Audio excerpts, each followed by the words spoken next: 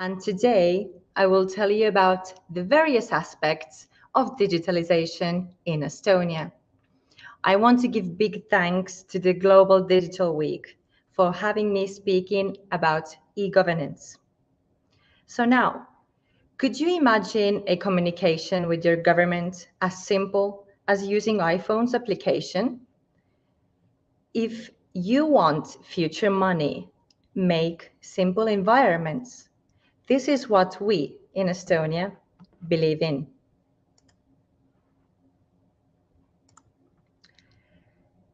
But let's talk about the roots of all of this. I suppose the question on everyone's mind is why digitalization happened here. There are several factors that came together in the end. Estonia is a sparsely populated country with relatively small population and had a small government budget of around 130 million euros when it regained independence in 1991. Quite frankly, it couldn't offer traditional bureaucratic structures because of a lack of money and manpower. Another factor may very well have been the Estonian culture.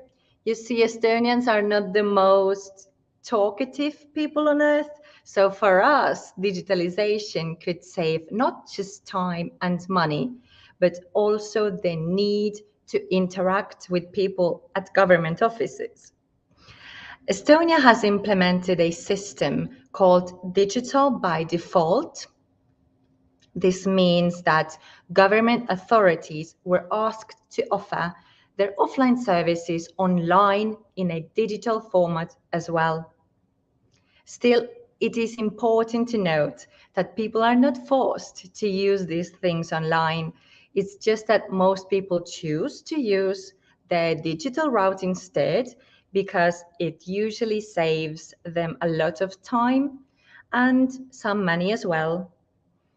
As you can see, these developments to turn digital were based on bare necessity, as much as forward-thinking mindset. So the digital-minded leadership is essential because, of course, there were some challenges. When Estonia started building its information society about 2.5 decades ago, there was no digital data being collected about its citizens. The general population did not have an internet connection, let alone the devices which to use it. It took great courage to invest in IT solutions and take the information technology route. But I am very, very proud of our decision makers because this has brought us to be the leaders of e-governance right now. Benefits. How do we really benefit from digitalization? There are only a few examples of money and time saved when using online services. Thanks to having 99% of the services online, we can benefit from fast transactions. The banking sector was one of the first private services that was tied to electronic identity because it was much more effective to use safe authentication provided with the government issued electronic identity than to issue another authentication method by the banks themselves. Declaring taxes is really the prime example of one of the most popular e-service in Estonia, as it only takes 3 minutes to file a pre-filled declaration form. And so I'm really happy to be talking about this because February is our tax declaration month. The tax board is in charge of collecting all my data needed, and I only need to confirm that the data presented is indeed correct. In case of filing the declaration online, I can expect tax return in a matter of weeks, really. when filing the declaration, the classical on paper form, which of course is still available, I should wait for the excess tax to be returned, let's say for months, much longer time. Another statistics, digital signature can have economical save of around 2% of the national GDP, which is equivalent to the security commitment Estonia is investing to NATO. Moreover, thousands of years in working time is saved thanks to the interoperability of the data through X-Road, which I will introduce you in more detail very, very soon. Optimized procedures and digitalization saves us valuable working time that can be put in, for example, building unique businesses instead. In fact, the only two things you cannot do online in Estonia is marriage and divorce. Well, at least for now. Now that I've touched a bit on the fundamental principles of Estonia, it's time to talk about how these things were put into practice and how it is possible to consume all these services online. One of the cornerstones is undoubtedly the electronic ID, which enables Estonian citizens and residents alike to prove their identity online, benefit from convenient, safe, and fast, hassle-free e-services. We've got this card since 2002. Every citizen and resident will receive a unique ID code that is the reference of their electronic identity. Nearly every one of Estonia's 1.3 million citizens and residents has an ID card, which is a mandatory national card with a chip that carries embedded files and functions as definite proof of ID in an electronic environment. The ID card serves as a physical identification document as well, so I can travel with it in the Schengen area, for example, in Europe. However, if I happen to lose my ID card, no harm can be done to my identity only by possessing the card. It is so thanks to the two-key authentication process through PIN codes that only the card owner, me, knows. To be able to use ID card as an electronic ID authentication method, one needs to connect the card to the card reader. Thanks to the electronic identity, I can prove the validity of my driving or fishing license, should I have it, with the same ID card or by prescribed medicine from the pharmacy. But the utility is not at all limited only to government services. The ID card serves as a loyalty card replacement and prevent me from carrying a wallet full of plastic cards from different businesses. This is why so many citizens and residents choose to use the ID card regularly, because they simplify their lives. If authentication process using physical elements, I mean the ID card and the card reader, seems too much of a hassle for you, a comfortable app-based smart ID solution is also available that has similar security standards in place as authentication with the ID card itself. The architect of certification services for the government-issued ID cards is an Estonian company, SK-ID Solutions, who made the digital authentication service also available in all the Baltic countries to provide the same safe electronic identity and digital signature possibilities. That enables more countries to benefit from the online services and authentication methods that are based on the strongest identity Estonia is using since 2002. Another really important backbone of the digital society is our X-Road.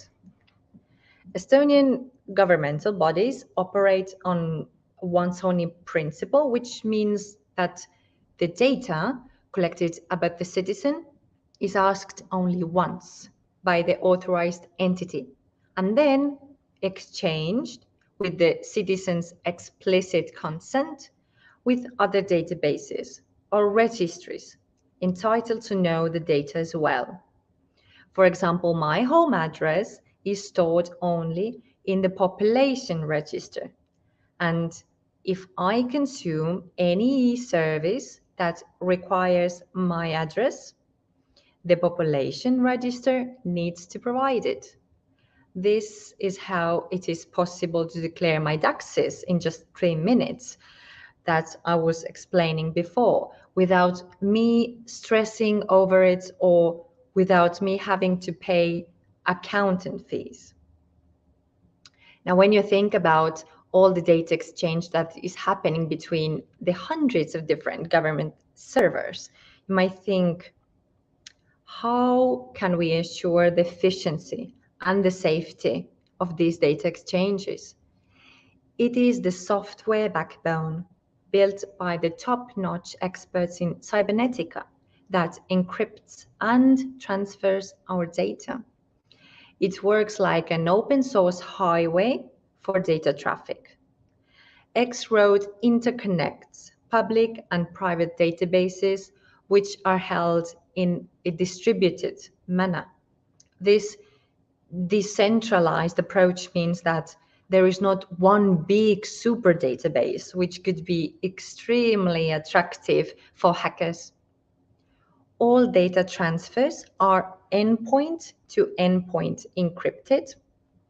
And we can see that we are on the right track with this principle because many other countries have gotten on board with our solution.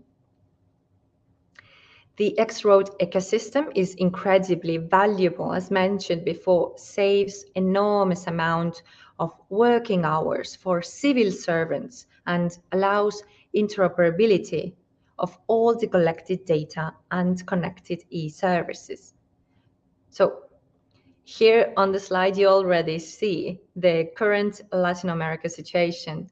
The purples have X-Road implemented, and the blues are in the consultation phase as we currently speak.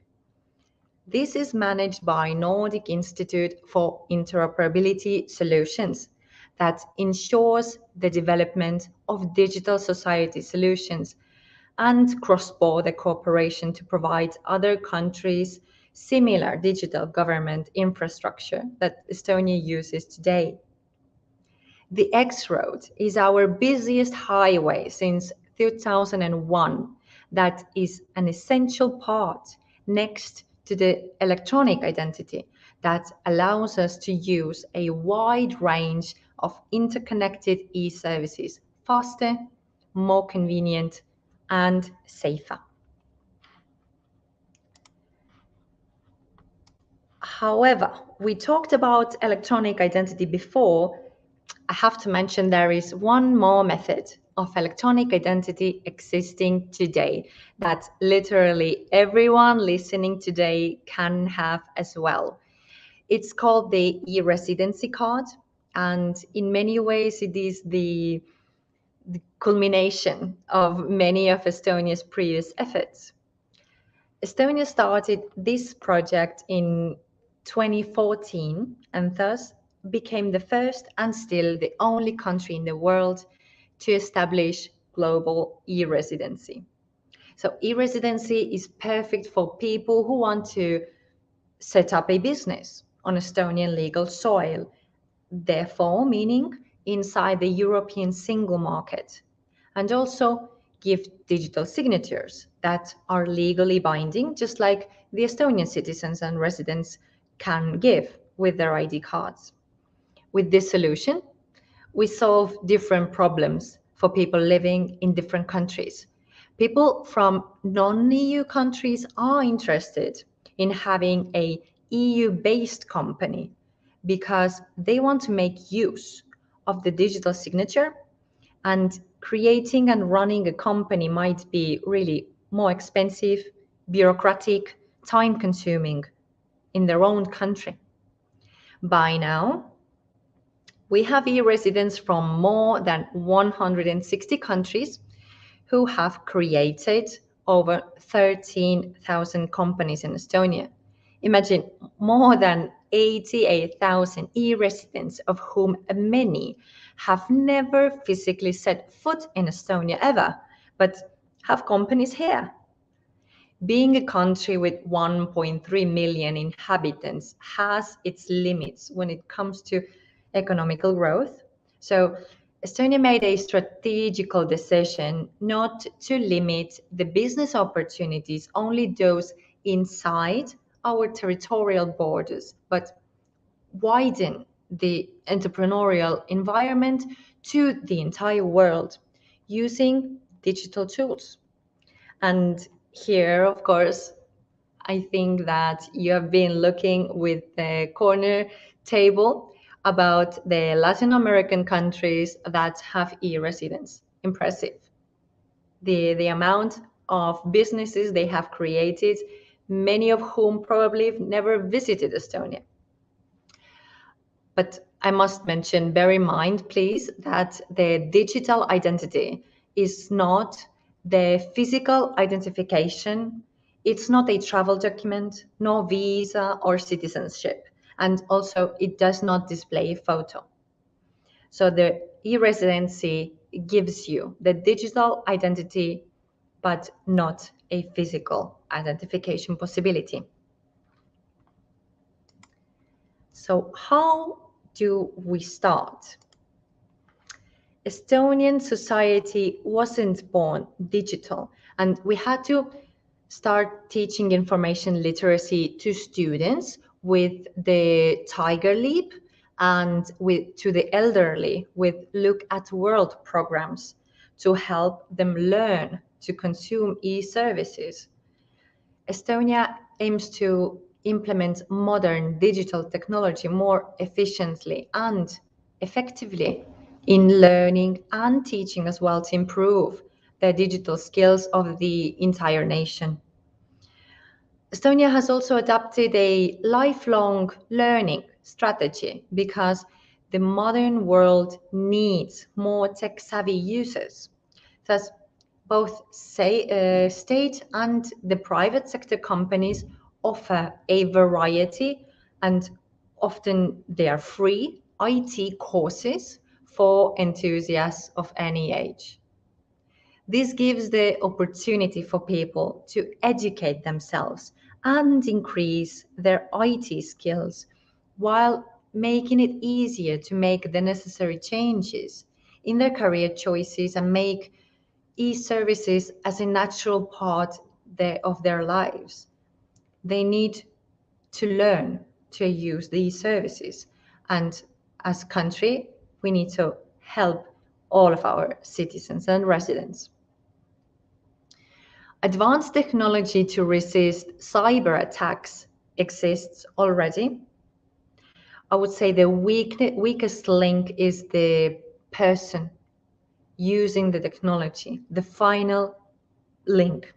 Therefore, it is essential to teach cyber hygiene as well, and especially to the government workers.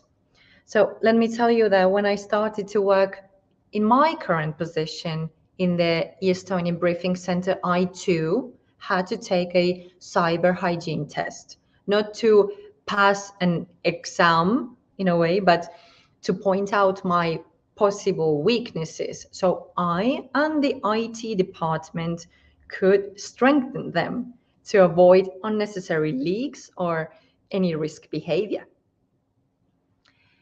Estonian company Cybex Technologies offer a safe training software where personnel can use interactive simulations, and fill cyber hygiene tests, similar to what I did as well, to assess their risk behavior, and thanks to that, become more aware. Again, no one is born with a digital gene, and forming new digital habits needs support and is not immediate. Developing skills takes time, as we are still working on it over 20 years later from implementing e-services. However, just because it is complicated and time-consuming doesn't mean we shouldn't put the effort in developing the astonishing skills that is fundamental in forming the digital habits of the people. So when you see all this, you might wonder, what does the future have in store for Estonia? Well, it is clear that Estonia is doing its best to remain an innovative, efficient, successful northern country that leads by example. Here are some of the plans that are in the works as we speak. One of the big steps is to create what we call proactive government services. Even though 99% of public services are available digitally at this point already, it would make citizens' lives even easier if government would automatically approach them when it knows that they are entitled to a certain service. This would also further decrease the burden of bureaucracy for both the people and the state. The first of these services actually came online in October 2019. Since then, parents automatically get a notification after their child is born to ask them to which bank account they would like their child benefits transferred. That is because in Estonia, the child benefits are universal and every new parent is entitled to them. So why should I spend the valuable time to communicate with my country when my country could take a proactive attitude and offer this service to me so I could deal with what matters most, my newborn baby? Another big trend is that of seamless services and live events centered around particular situations, bringing the different kinds of information from different authorities and databases to make life easier for us. This means with maximum one interaction or ideally even none, that it would work automatically using artificial intelligence in prediction and processing the data. Compared to the current e-services, the new seamless services are supposed to function automatically and be more user-centered by providing voice-based interaction with an AI virtual assistant. When new bureaucrat, the network of virtual assistants will be implemented, it works as a gateway that a person can turn to without knowing which institution they have to interact with. Bureaucrats will lead you to the corresponding service. Similarly, like Siri or Alexa could assist you, but on a much bigger scale of e-services. And another topic for the upcoming decades is the cross-border digital governance. Estonia is the first in the world to interconnect decentralized components of state and public sector databases on an international level via the X-Road data exchange system. This public sector data exchange facility was created in 2017 between Finland and Estonia. Depending really on the future policy decisions, hopefully, cross-border data exchange will soon become possible between all European countries. This is why we are encouraging other countries and governments to follow suit. Us Estonians, we can't wait to have similar e-service possibilities connected with other countries too. So as we are already nearing the end of this presentation, these were some of the points to bear in mind for your digital journey. Digitalization is a never-ending and I would even argue inevitable process. Do you remember my comment from the beginning of this presentation that stated, if you want future money, make simple environments? We Estonians believe it to be true, as we have the most unicorns per capita. And similarly, I would also say, if you want a digital society, make simple, user-friendly solutions. Estonia can back this up with our own experience in going digital. Be boldest to have the governmental and public services as accessible as any iPhone application. Thank you so much for the interest in Estonia's digital society. And this was my brief overview about e-governance in the experience of Estonia. Thank you so much for listening.